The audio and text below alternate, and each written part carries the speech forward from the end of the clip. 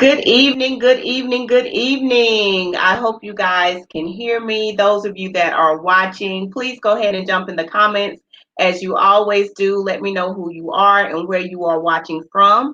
It is Tammy Carpenter of Simply Tammy with another episode of Women Who Win. So, thank you guys that have continuously been joining us. This is my 10th episode.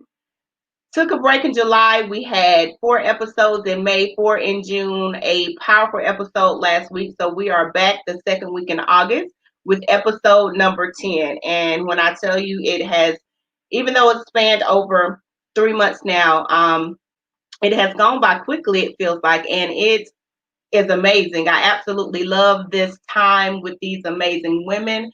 I learn things as you're learning things about them. So thank you guys for jumping in. I see Kimberly Cooper in the comments already. Good evening. Dr. K out of Florida is joining us. Thank you guys. So I have an amazing guest tonight, and I don't want to delay it. Hey Miko, hey Dr. S, thank you guys for jumping in. And those of you that may be joining for the first time, or if you're catching this in the replay, I encourage you to go back and view those other 9 episodes. They are in the videos archive on my Simply Tammy page, and they are also on my YouTube page, which is also named Simply Tammy. So I'm going to go ahead and read the bio of my guest so I can bring her on the screen. My guest tonight is none other than Charlene Evans, affectionately known as Chiccy Baritone. So her bio reads, Charlene Evans is a native of Columbia, South Carolina, currently residing in Atlanta, Georgia. With a background in electrical engineering technology, she has worked as an electrical engineer, product development specialist, and currently as a project control specialist for Jacobs Engineering. Her passion and hard work includes using her voice through poetry, public speaking, writing, voiceover work, and anywhere there is an opportunity for self-expression, world outreach, and people progression. As a new author, Charlene has released her first book titled Healing on the Other Side, and her latest poetry book and journal, Pomegranate, The Sweet and Bitter Seeds of Life. In February of 2020, Charlene became a new writer for Team Jesus magazine based out of Atlanta, Georgia, where she has used her voice and inspiration from God to discuss various life topics. Good evening, good evening, good evening, good evening.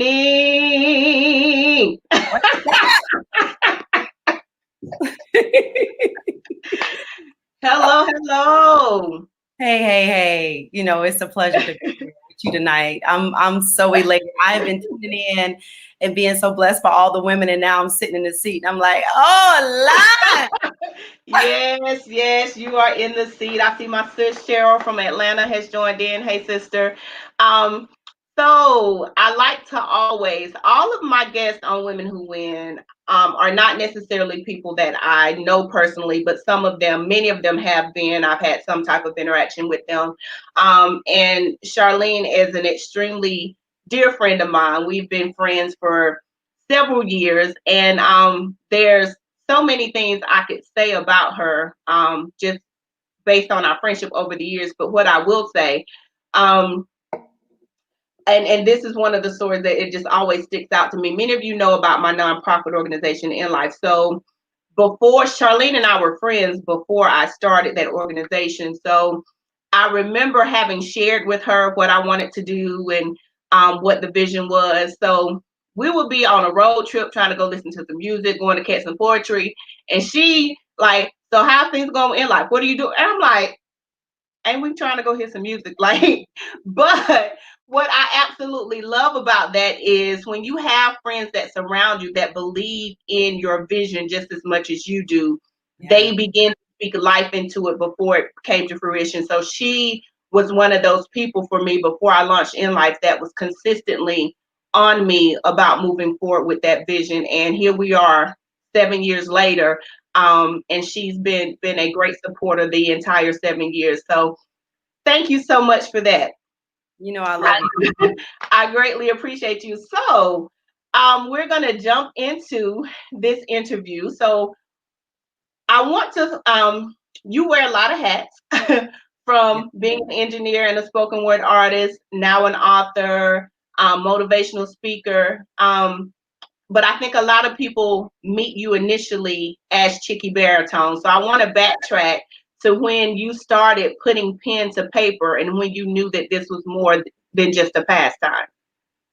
So that was high school, doing high school pageants at Spring Valley High School. Shout out to any Vikings that's on the line here from Columbia, South Carolina.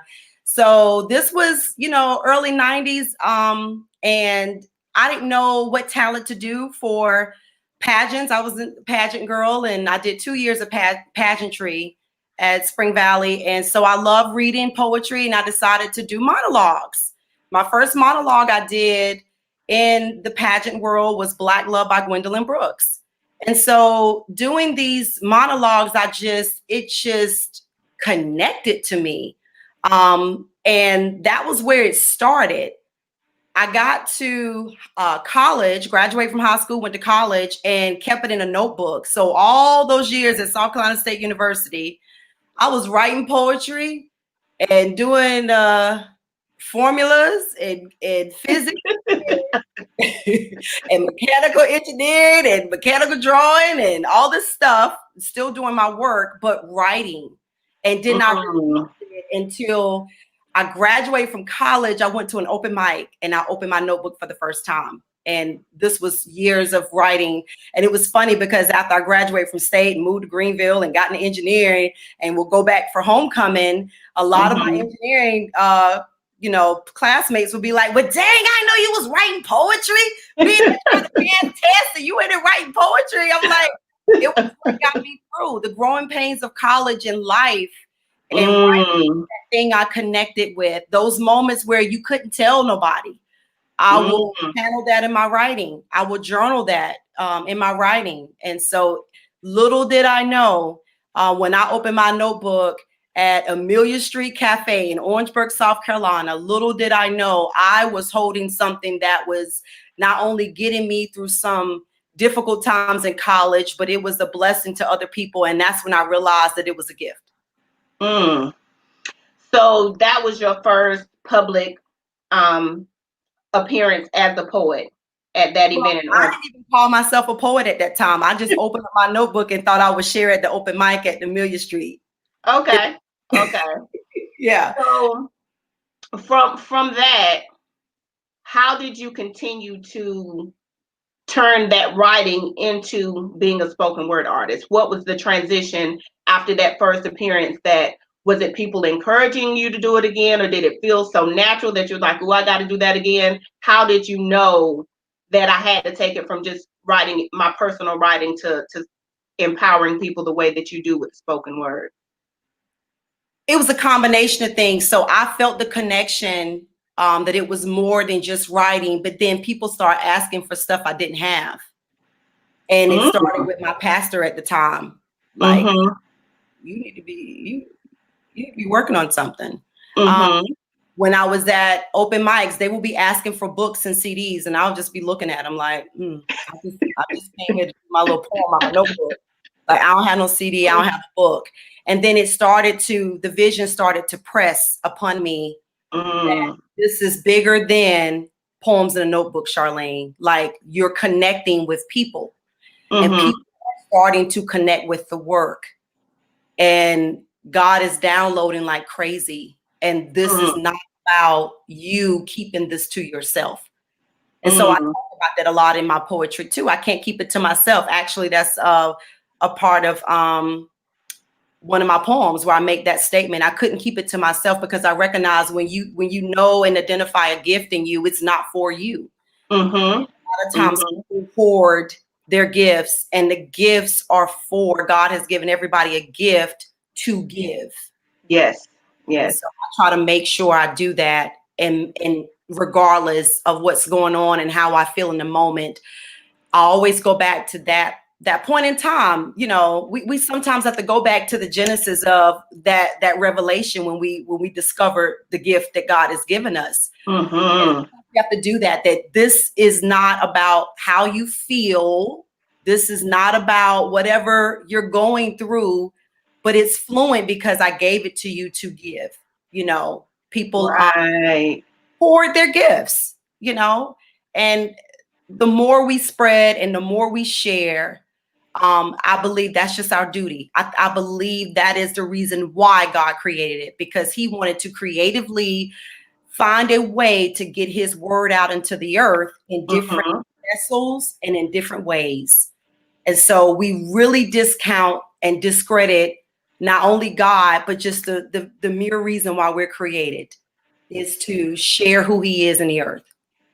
So you're a young woman and you keep showing up at these open mics with things that you have written, very personal, I would assume, many times, and I'm sure some because I notice in your poetry you hit personal topics, but you also address world topics, and things from a broader spectrum. But I'm thinking about, at that time you're showing up at open mics, and when you're showing up in a competitive environment and expecting people to either applaud or in that environment snap up what you just said, was there ever a time that you questioned your gift based off the response of people? Absolutely. When you're immature in your gift and you really don't you don't grow at the rate that your gift is growing, your character has to catch up. Your character has to catch up. Come on, catch up, character. My character had to catch up to the growth of the gift because things were happening very quickly with poetry. And I was also growing up in being a Christian woman and understanding what that all meant, being saved in college, and then going out into the world. It was all happening very quickly. And being a new professional and traveling the world and living in all these different places and trying to find a church and trying to find an open mic everywhere I went when I was. So it's a lot going on, and there's still a lot of immaturity, not understanding that this isn't a competition, that it's is customized to every individual, and we're doing it for the glory of God. This is not a competition. And I don't care what kind of competition the world creates with your gift, that God looks at us in a singular fashion. As a pack of people, a pack of women who are all doing something for young people, or a pack of women or people that are all doing something for, poetry. God doesn't look at us that way. He's assigned that gift specifically for you, and nobody can do it the way you do it. So you're very immature in your gift. You are always looking for ways to be affirmed. You're always looking for ways to be approved. You're always looking for ways to be verified. And when you start to work unto God and not unto man, you begin to look at it in a different lens. And to please God now is everything for you. So now you work unto God and not unto man in order to please the Father, then you will conduct your gift differently. So when the first moment of your gift or even your voice being questioned, because I call her the voice doctor, Dr. K is on here. How did you navigate those waters and regain your footing, because you knew it was a gift? And even though your gift was blessing the people, how did you learn? What was your process of learning to look beyond the people? Like what were some practical steps that you had to take? Whether they snapped me up or not, I knew that I fulfilled my assignment. Mentorship, being around old saints. Seriously. Yes, old saints. Because it affects all areas of your life. So when you're around these old saints, honey, and they hold your feet to the fire when it comes to the word, it was just good rearing from old saints. I still, right now to this day, I will sing a hymnal in the shower. Ain't nothing like getting me through with a good hymnal, huh? Yes. I was surrounded. I knew the value of being in good company that helped me to grow. And that Mm. has never left me. And you know, personally, I talk and I'm an advocate for mentorship. That is something you're never going to outgrow. And you need to Mm-hmm. have mentorship, and you need to have people. And I posted this yesterday. You need to have folk around you that's going to tell you the truth The whole truth and nothing and but nothing but the truth. so help you God. Yes, God so help me. Help us. I'm so impressed by me that they do not check me. Mm. That is why I appear to be an old soul to a lot of people, and I am, because I was around old souls, and I have a lot of respect for my elders. And Mm. so that has helped me cultivate the gift to where I turn a blind eye and a deaf ear when I get on stage. And now, Tammy, you even notice I've been doing this for years.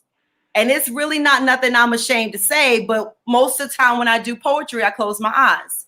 I have to fight to open my eyes to connect. It's now I practice when I need to open my eyes. But anyone who has seen me minister poetry, my eyes are normally closed Mm. because I am more focused on in that moment connecting with God so I can then connect to you. Mm. And I want to make sure that's important to me. If I'm connecting to God, then I want to also, as I connect to God, I connect to you. Mm-hmm. And that's how Mm-hmm. I do that. That's how I do that. And that was something that I developed over time. I Mm-hmm. noticed when I look back at old footage and tapes, you see me ministering at different churches and stuff, I always would keep them eyes closed. And people would say, you always got your eyes closed. Open your eyes to the people. And I'm like, in that moment, it's just me and God. It's almost as if nobody is in the room. Mm. Yeah. Mm. Yeah. You are dropping some nuggets. I've been throwing them up on the screen, but just to share some of them that the people have been echoing. Dr. K said early on, thanks for your transparency and truth. She also said to please God is everything. Um, Miko chimed in about the old saints. She was like, those old saints will get you and keep you together. She also commented about mentorship being everything. Dr. S chimed in about being in good company. Brandy also said about knowing the value of being in good company. So you are dropping some nuggets and they are dropping them in the comments to let you know or let us know that they are hearing and receiving what you are saying. Amen. So over the years of knowing you from a distance and then within the time of our friendship, I know that you have grown your gift. And as you said, you yourself have grown with the gift to begin to produce things from it. Like I know you said you would show up at events and people were looking for books and CDs and you were like, I got my notebook and the microphone after that. I'll see you next week. But you have produced 2 audio projects of Yeah. your poetry, Yeah. Next in Line, and then several years later, Wildflower. So when talk about the process of now taking my writing from being in front of people speaking, and now I want to give you something to take with you. What inspired you to do that, and how was that process for the first time? That process involved being connected to people, divine connections. So I met my producer, Carrie McBroom, when we were currently in church together, and was just sharing what God had pretty much put in my heart with poetry. I knew he was a church musician, shared my heart. We developed a friendship. And then from there, it sprouted out to now being divinely connected to amazing musicians in Greenville, growing those relationships and sharing my vision and people being in agreement, people feeling and supporting the work. And from that point, it has been several years. It was a season of ministering with the band all over the place. And then that momentum just kind of picking up and turning into projects. Mm-hmm. And that just continued on. Mm-hmm. This is the first time ever in a 2.5-year period that I have not done anything with the band. that it has just solely been me. And then of course I'm out of the state now and I'm in Atlanta, and my gift was discovered in Greenville, South Carolina. It was birthed there. It grown up to be a teenager there. And now I'm in Atlanta and it's like a young adult. So the gift is now in its 20s. Yes, It's paying bills and, doing all these things. Absolutely. Absolutely. Yeah. The divine connections is where it started, Tammy. And there again, it goes back to people hearing the gift, connecting with the gift, and wanting to be a part of what you're doing. It's just as simple as that. It's really not anything deep. And when you grow in God and people connect with you, then God would use known and unknown people to come and be a blessing and pour back into your life. And that has just been a reoccurring thing for me. So once those connections were made, these projects were created. These projects came to full fruition. And then, of course, God would download the poetry and the work and the sounds. And then you now connected to people who feel your heart, and they feel what you feel. And now they're taking the vision and they're running with it. And so just a beautiful connection that married well over the years. I miss my folk. I haven't done anything with the band in several years, but what a great time. Is that those relationships will always be. So yeah, they've produced a lot of the poetry CDs that I have. So to kind of sum up what you said, when you have a vision, connecting with the right people and ensure that those people connect not only with you, but connect with your vision. Because you can have people that are connected with you, but not connected with your vision. You're exactly right. And then those connected with your vision will help birth it forth by doing their part. Like you said, your musicians, your producers, and both projects are amazing. So if you haven't, you'll get her contact information at the end so you can get some of her amazing products. So while you're growing and progressing as a poet, a spoken word artist, putting out products with CDs, what's going on career-wise as an engineer? Is that posing challenges as you're growing as a poet? Is it going in sync with it, or are you how was it balancing those two worlds? Such a profound question, because initially, as the gift is discovered and I am now transitioning to corporate America, I still handled the gift as if I was in college. So when I had time outside of working, or if I'm working on projects in different cities and states, which was pretty rapid. I traveled about 80% of the time when I graduated from college. So I've lived all over the US. I will be in hotel rooms. I will be writing at that time. Now electronically, I'm keeping files of poetry and I'm writing everywhere I go. But it's kind of dormant because engineering has the front row. Engineering is where I'm actively working and it's got my attention. But the poetry never took a break. And when you're a writer, and writers will understand this, writers never mentally go on vacation. It really doesn't matter what's going on. If there is something that's dropped in your spirit, and a writer would keep something around them, whatever their tool of choice is, whether it's a laptop or a journal or a pen or whatever the case may be, we stay equipped. So it didn't matter that engineering was full blown, full throttle, and I'm out in the field and I'm in, Las Vegas, I'm in Salt Lake City, Utah, I'm in Tennessee, I'm in all these places, but I always kept the writing going. So no, the writing didn't have a stage, but it never died. It just, it was dormant. It was being created and tucked away. And it was resembling my college years. I was writing and tucking stuff away, tucking away, keep my journal packed, and that's kind of how I did that for several years. As, time kind of came available, I went back into Greenville. And when God really impressed on my heart that it was time to do the CD, now I'm flying into Greenville and I'm going to the studio and then flying back out and going to work.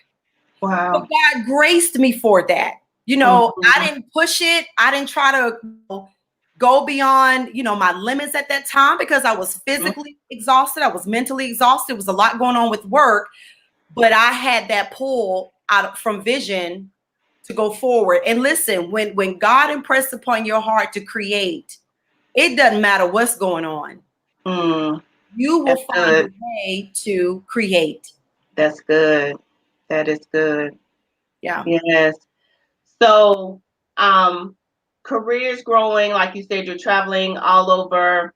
You're producing CDs, and then years into both careers, both as a spoken word artist and and as an engineer, you decide to become an author. Yes. So, your first book is a beautiful diary tribute. I don't necessarily want to call it a memoir because it's more of a span of time, but called Healing on the Other Side. A beautiful, beautiful work of heart in memory of your mother. So being a poet, you would think that the first published book that a poet is going to publish is a book of poetry. Yeah. Why was that? Why was Healing on the Other Side your first written work?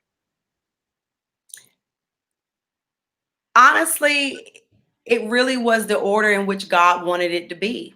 And I really obey God's order. I have learned, because there again, when you try to make stuff about you and you want to, God will have a way of checking you. And because poetry was something naturally people thought will come out of after doing the CDs, and surely you're about to work on a book. Now my mom dies. Now my whole life has changed. And I'm over a span of 8 years where I am trying to get used to the new normal. And the new normal is like tugging on me in a way that's not only helping me get through grieving, but it's speaking a lot more louder than anything else. And so I've always had the poetry book in the back of my mind, but God said, there is a need right now for what's on the other side. And I don't question that. Now at this point in my life and in my relationship with God, I don't fight. Of course, we fight certain things, but there's now you have seen God show up in your life in ways you can't explain. You really start to understand the importance of obedience. Yes, yes, yes. Obedience is better than sacrifice, is what the word says. And truly, the reward of obedience trumps anything sacrificially any day, because we make such a big deal about something feeling sacrificial. But the reward of obedience is one that trumps sacrifice every time. And so for me, it was very important to obey the fact that God was tugging on my heart to get this book for Mama out. And as I'm in the mode of working on this book, I'm struggling. It takes me 8 years to write this book, this memoir. I call it a memoir, but it takes me 8 years. And in the midst of the 8 years, I got stuck several times. And when I got to the 8th year of Mama's death, there was just an enormous pull and push in my spirit that created an urgency that was undeniable and an urgency that I couldn't ignore. And that was when I reached out for help. And God orchestrated. I went to an event and I was there to speak at an event and ended up meeting my editor, who is amazing. And at the time, I did a consult with her, hired her as my book coach. And this woman revolutionized the way that I looked at writing a book. And through her services, I was able to literally end an 8-year fight. So I say that to say, that leaning on your own understanding all the time will really hold up the plan of God. I Yes. did very, very, very strong. But I leaned on my own understanding that whole time. And once I surrendered to God and said, okay, God, I need help. He Mm-hmm. brought help. And Mm-hmm. boy, did he bring help. Mm-hmm. And 8 years worth of writing happened within less than 8 weeks. The book was finished. Mm-hmm. And there you have it. Yeah, yeah. So, what rewards have you seen from that move of obedience? Because we know once God has something that He won't let us leave alone, He won't leave us alone about it. Um, there's something beyond us that He's trying to produce. So, talk about what you've seen beyond that work. Healing for my family. Mm, mm, mm-hmm. Yeah, and I was, of course, wouldn't have been anywhere else at the book release. Um, as you not only presented the book, but you presented the beautiful documentary named after your mother, Viola. And it was the most amazing experience to be able to hear such beautiful moments of a life well lived from all of her friends and family members that participated in that documentary. And you could feel the healing and the love and the restoration in the room and the reconciliation in the room. Um, so job well done for Praise that. God. This job well done. Yeah. Yeah. Um, You know, you try to look for um, ways to heal yourself. mm, And God showed me through the obedience of getting that book done and sharing mm, that there were so many other people feeling the same thing, that I was holding something that was a part, an intricate part of the healing process beginning in my family. mhm, My mom no longer being here and the new normal that it created shook the very core of my family. mhm, And so, yeah, the healing definitely is still ongoing in a lot of instances, but we are definitely a lot further than where we were. And that book and that event mhm, orchestrated by God because He knew. mhm, But having all those people in one room together and being mhm, able to share, and having Dr. K, which you know is near and dear to my heart. Dr. K facilitated that event, and it was just, she did just such an amazing job. And as you absolutely. know, just an amazing speaker, and just a powerful woman of God who God uses mightily as it relates to voice, and Mhm, to create some conversation and dialogue there that really was beautiful around mhm, the creation of the work, and which yes. I think made for a very memorable time that me Yeah. and my family will never forget. So I love her. She knows I love her, and hopefully she's still on. But she's a Yeah. blessing to my life. But her Yeah. facilitating that event was profound. It was everything. And so, Mhm, yeah, it's something I would never ever forget. But that mhm, to speak on obedience, Tammy, you know, I did not originally plan to do a documentary. It was really just the book. The mhm, documentary came like dropped in my spirit one morning, and I called my cousin and I told her what happened. And I'm like, how am I going to do a documentary? How am I going to put all this together in a matter of like 4 weeks? I got 4 weeks to get footage and da da da. And she said, well, you know, there's a sweet potato festival that your mama loved going to. That's in 4 more weeks. All your family's going to be together. And that documentary was created in 3 days, 3 cities. And I would have never thought in a million years that I would have pulled it off. I mean, mhm, God did it. Truly mhm, did. Blew my mind. But Mhm. it was one of the hardest, outside the book, it was one of the hardest projects I think I Mhm. probably would ever do. I don't know if there's going to be anything that's going to top that, to be honest. But Wow. they coupled each other very well, and God did it. And Mhm. voila, I had a book release and a documentary release, and I executive produced a documentary in 4 weeks. That's crazy.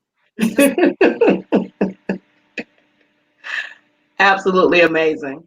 Absolutely amazing. So, oftentimes when God pushes us to produce like that, as we've talked about, there was a reward for others beyond that.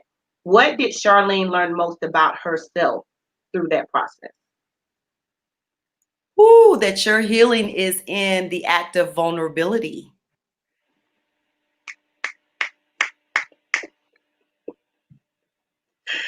Come on. Your healing is in the act of vulnerability. The willingness to be vulnerable is where your healing is literally taking residence. Mm, my.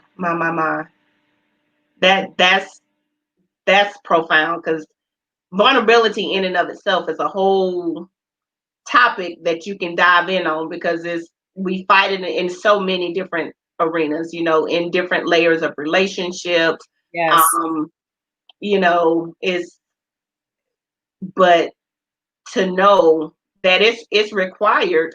Yes. You're not going to shift. You're not going to transition. Growth is not fully going to happen Right. until there's some vulnerability. So has it become easier for you to be vulnerable after Yes. that project? Yes. Very Mm, much.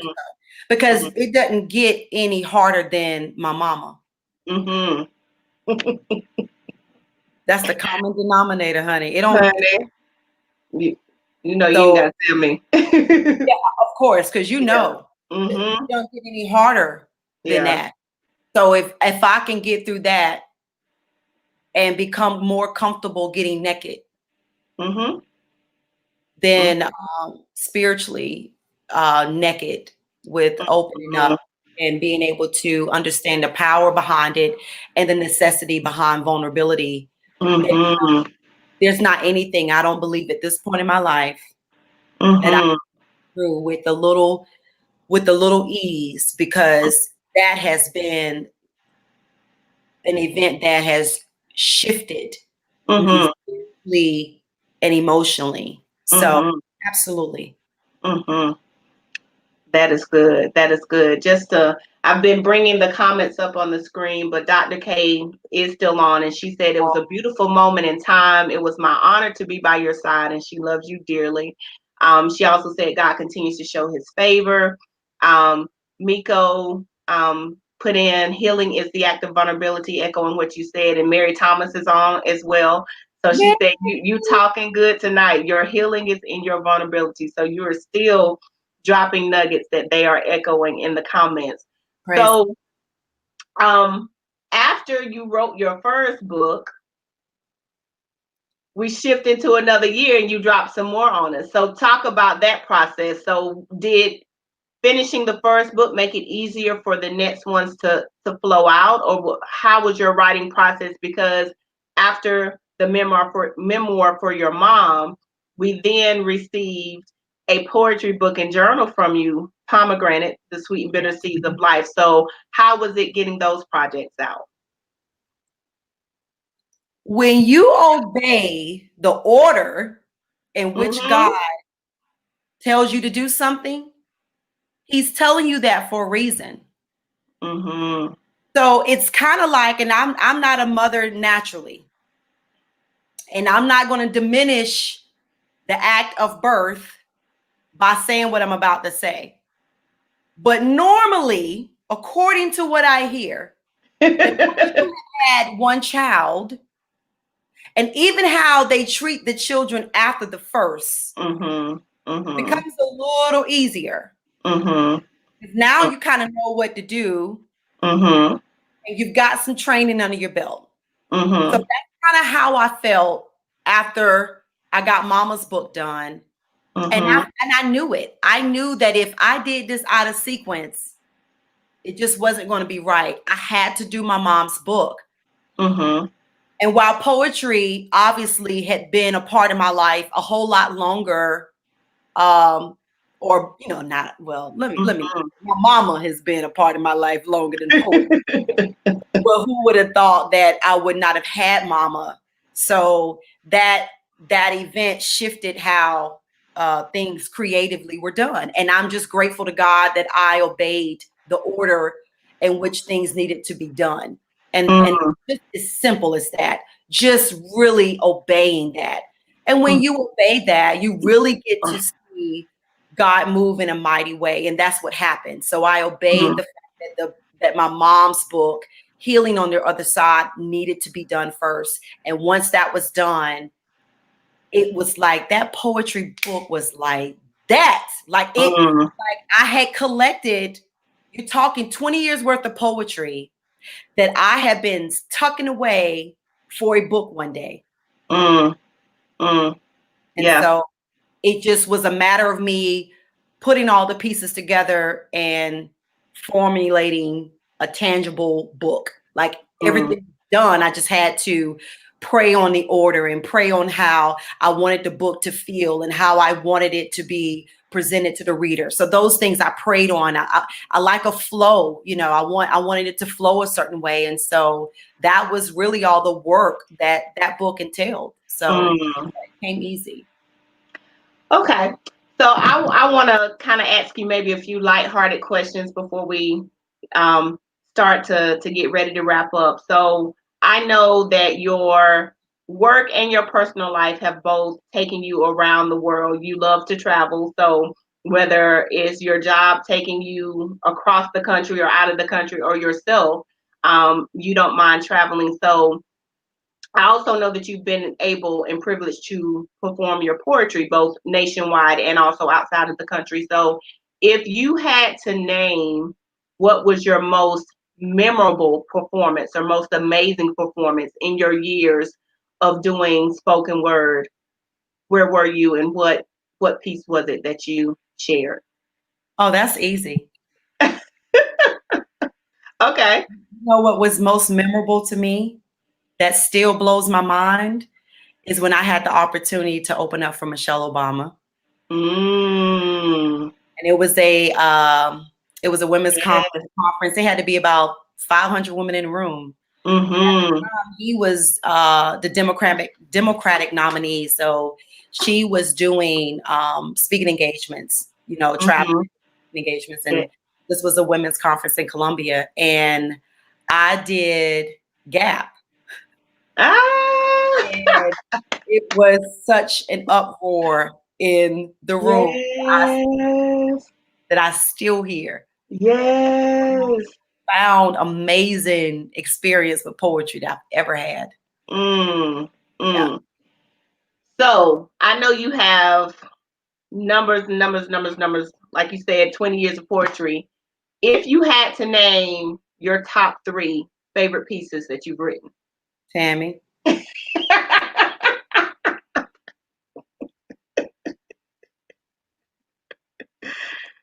Really? Hey, talk to the Top people. three out of all the poetry I I wrote? know, I know. I was gonna do one. I said I ain't gonna do it like that. I'm gonna give you three. Top three.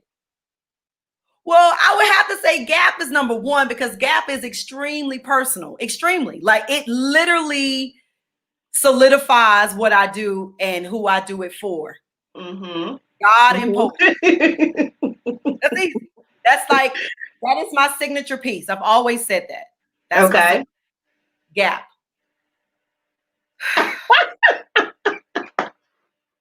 And then I would probably say,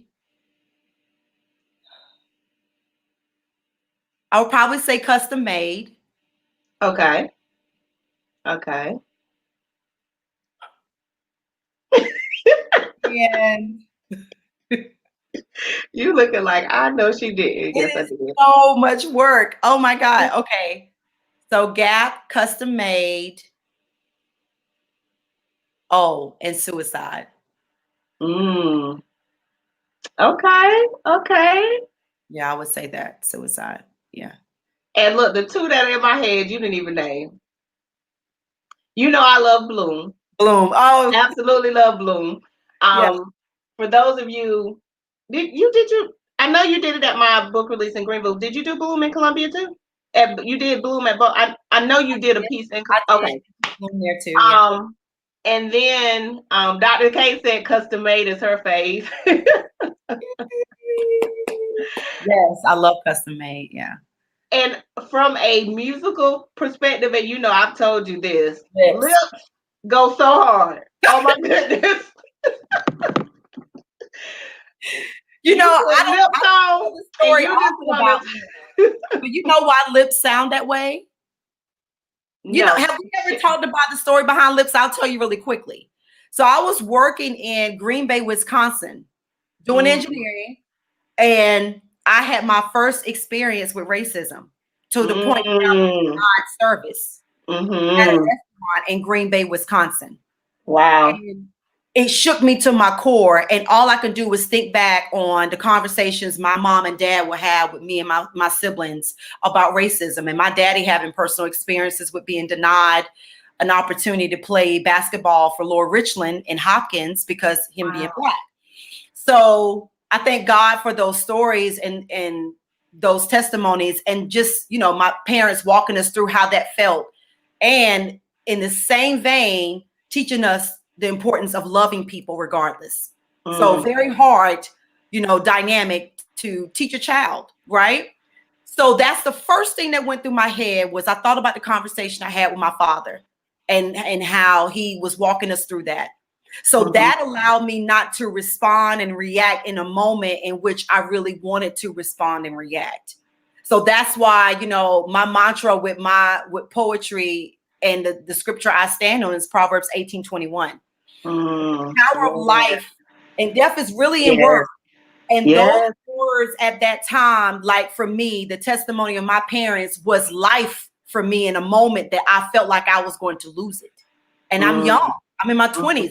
I could have really, really went off because that's kind of how I felt. So I literally leave the restaurant after it's explained. It's a whole story behind that, but I'm just going to give you just the bottom line of what you hear when you hear the poem Lips. So I left the restaurant and I got back on a flight back to Greenville, and I had been in conversation with Carrie and my producer, and I had been talking about this poem Lips that I wrote. He said, "Oh, okay, well, I'm looking forward to hearing it." So I explained to him how I needed it to sound, because in that moment I wanted to release my anger, and releasing my anger through my art was a safe place. And so when I got to the studio, I released my anger. I released the things that I emotionally wanted to express, but I knew it was not going to be for my good. I knew that was not the best way to channel my hurt. I knew that I could use this moment to really be a blessing if I channeled it properly. That's that growing up in your gift type stuff right there. So I get in the studio and the guys are like looking at me because most of my work is, you know, it's strong. I have a very powerful way of projecting it. And that's how I wanted to come across. But I was literally like halfway semi borderline screaming in the mic. They was looking at me like, you all right? And then my producer pulled me aside and said, "You all right? You good?" And I told him the story. He said, "Oh, girl, let it out. Just do whatever you need to do. Get free." And that, if anyone goes back to hear Lips, I allowed that moment. That what you hear is me channeling, just being really upset, really not fair. But God, you gave me a gift. Yes. To be able to channel what I feel. I want to be able to channel this hurt properly. Yes, it is. Look, so now I like the angry song.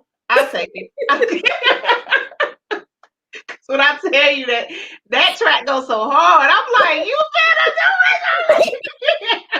it. Yeah. I love it. Okay. So how can people connect with you? Share your platforms and tell us if you have anything coming up. How can they, if they are not connected, get connected, and how can they stay connected?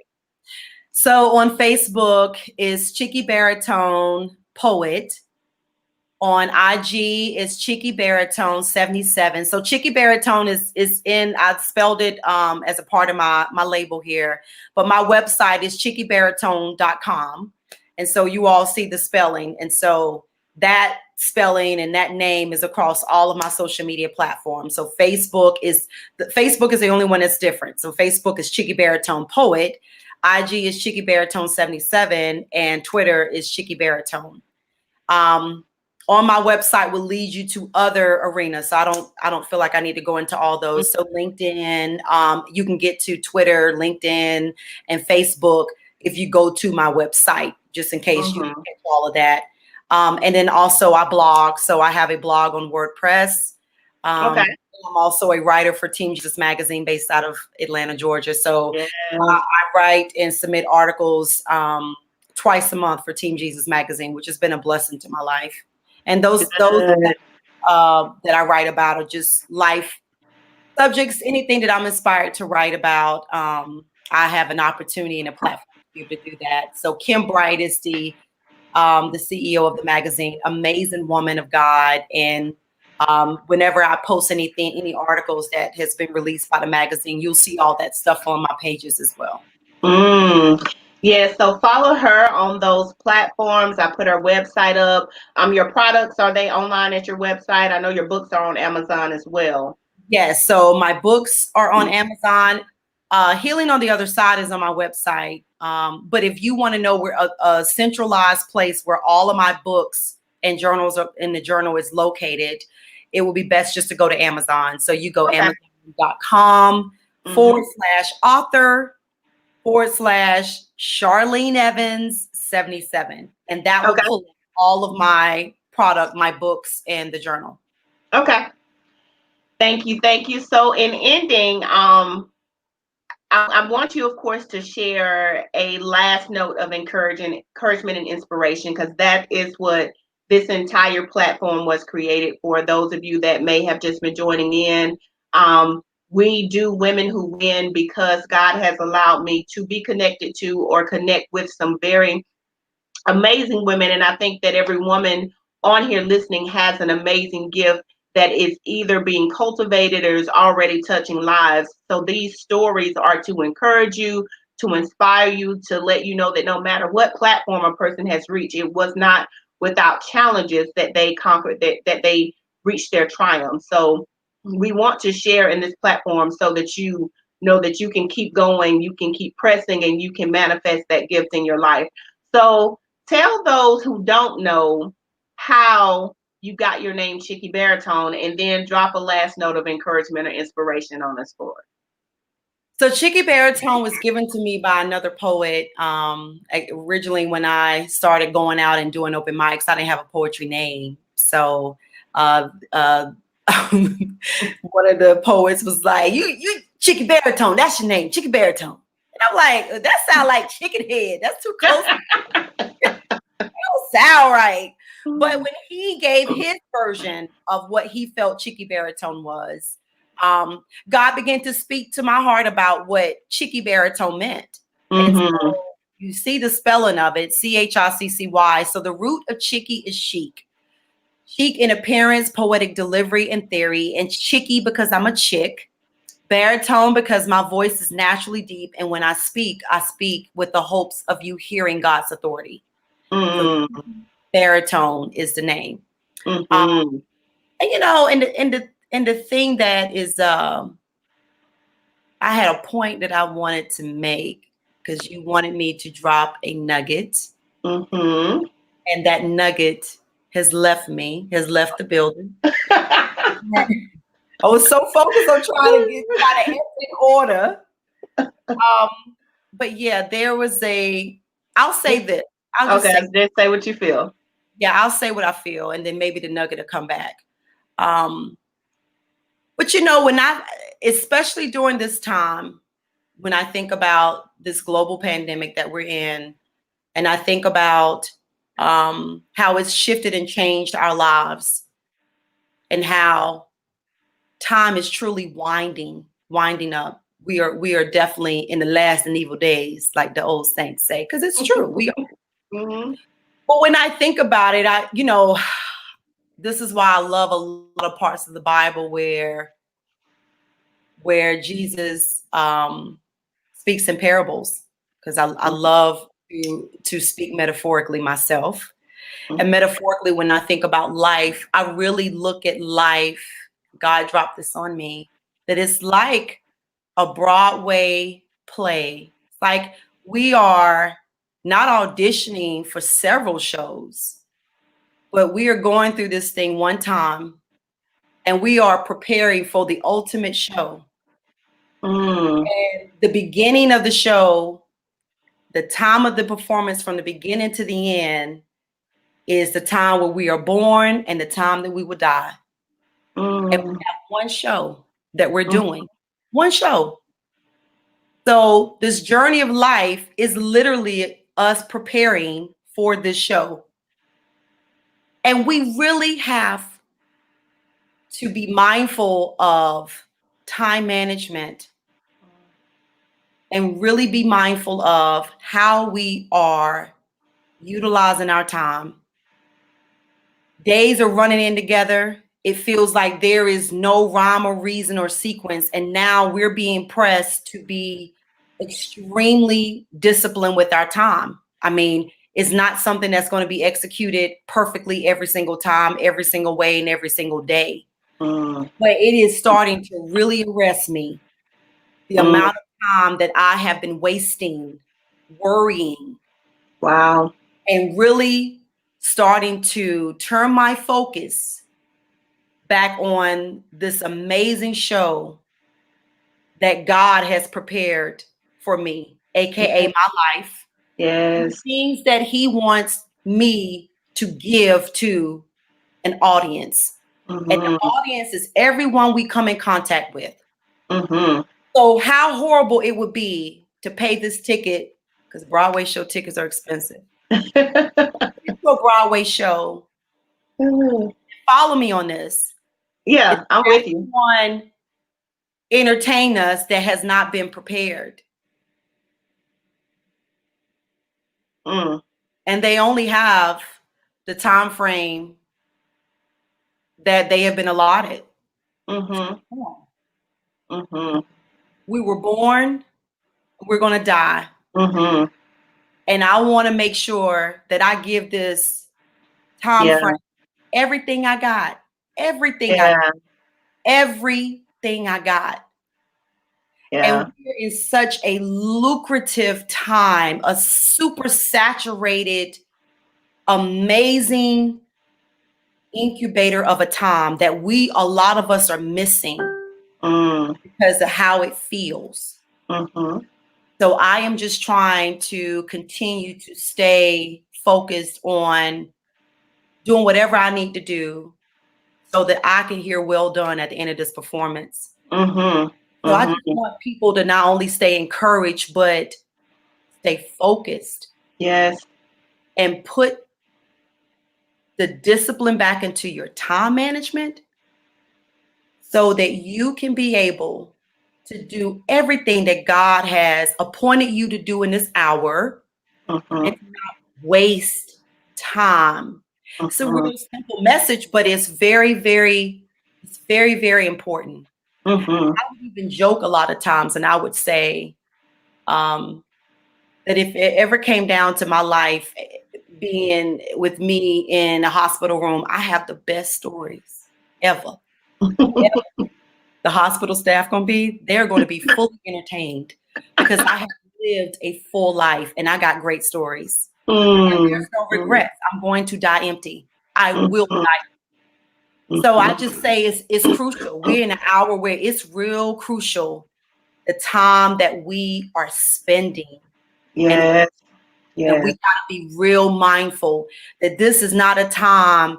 And I'm going to say this, the pandemic crippled me initially. It crippled me. I really struggled with movement mentally.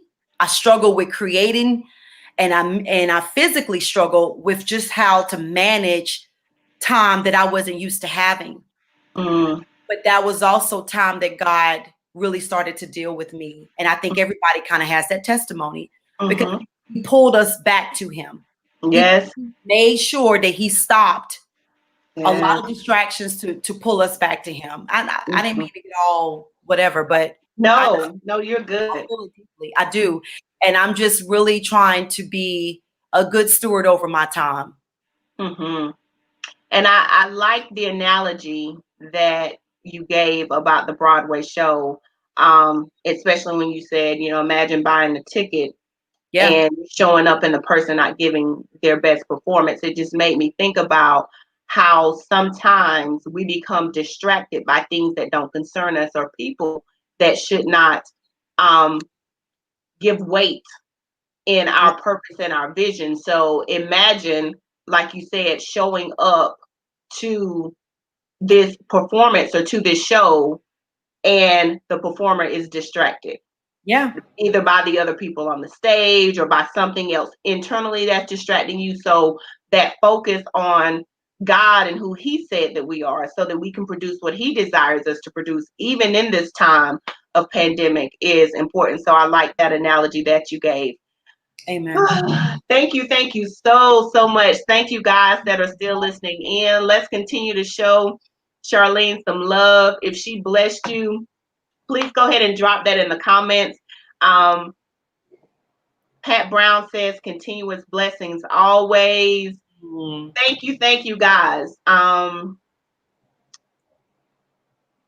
Dr. K, thank you. And she says she's so a great, well, oh, Dr. K, I so greatly appreciate you. I appreciate you, Dr. K. We so appreciate you. Yes, and she says, thank you, Charlene. I'm honored to be connected to you both as you win. Yes, you we are both very grateful for who you are, and all that you distribute in the lives of so many. Oh, Lysandra said, God bless you both. So we're going to get ready to wrap this up. Thank you guys for tuning in. I will be back next week with another episode of Women Who Win. So stay close to the page. The announcement will be coming out on the page as far as who my guest is next week. Those of you that are on my email list, you will get the announcement ahead of time as to who I will be talking to next week. So looking forward to reconnecting with you. Charlene, Chiccy Baritone, thank you so much again for joining us. I'm going to ask you to hang out in the studio with me for just a few more moments. And you guys stay inspired and encouraged and have a good night. God bless.